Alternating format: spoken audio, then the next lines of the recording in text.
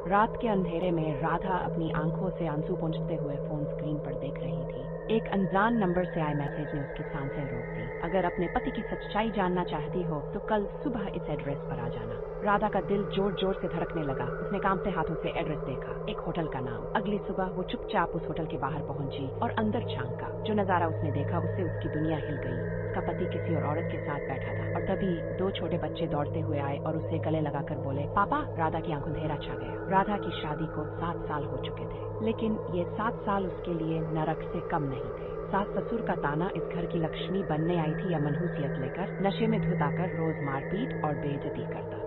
बेइज्जती का दर्द उसे नौकर से भी बदतर समझा जाता था। राधा ने सब कुछ सहा, ये सोचकर कि शायद एक दिन सब ठीक हो जाएगा, लेकिन उसे क्या पता था कि सबसे बड़ा धोखा अभी बाकी था। राधा ने सबूत जुटाने के लिए पति का पीछा किया। वो होटल के कमरे तक पहुंची और जैसे ही दरवाजा खोला, पति औरत के साथ रोमांटिक डिनर कर रहा था। और तब उसने सबसे बड़ा झटका महसूस किया। वो औरत सिर्फ उसकी सौतन नहीं थी, बल्कि उसके पति के 2 बच्चों की माँ भी थी। राधा वहीं बेहोश होकर गिर पड़ी। जब होश आया तो पति उसके सामने खड़ा था। हंसते हुए बोला, अब क्या करोगी? वापस घर जाकर वही पुरानी जिंदगी जियोगी या फिर चुपचाप ये सच्चाई स्वीकार कर लोगी? उसने चुपके से सबूत इकट्ठा किए, उसके पति की बेवफाई की तस्वीरें, वीडियो और बैंक ट्रांजैक्शन, जिससे पता चला कि वो अपनी दूसरी फैमिली पर लाखों खर्च कर रहा था। उसने पुलिस और वकील से संपर्क किया, केस फाइल किया और सारे सबूत कोर्ट में पेश कर दिए। कोर्ट में उसके पति को सबके सामने शर्मिंदा होना पड़ा। उसकी सारी संपत्ति जब्त हो गई और उसे धोखाधड़ी के आरोप में सजा मिली। और सास ससुर से ताने मारते थे, अब खुद कटघरे में खड़े थे, अकेले, बेबस और शर्मिंदा। राधा ने अपने लिए एक नई जिंदगी चुनी, बिना किसी जुल्म के, बिना किसी डर के। और जब उसके पति ने जेल से उसे फोन किया तो उसने सिर्फ एक बात कही, शुक्रिया, तुमने मेरी जिंदगी बर्बाद नहीं बल्कि मुझे मजबूत बना दिया।